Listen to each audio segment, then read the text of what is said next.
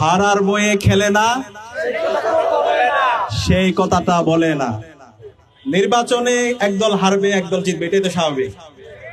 কিন্তু তাই বলে নির্বাচন কমিশনের সামনে দাঁড়িয়ে মত তৈরি করে জুলাই বিপ্লব পরবর্তী 4 কোটি যে তরুণ আছে, তরুণদের বিরুদ্ধে অবস্থান নিয়ে নির্বাচন বন্ধ করে দিবে, সেটা ছাত্র সমাজ মেনে নেবে না। আমাদের লিডার নামে খ্যাত যে নেতা, আমরা শুনতে পেয়েছি তার নির্দেশে এই নির্বাচনকে স্থগিত করার জন্য অপপ্রয়াস শুরু হয়েছে।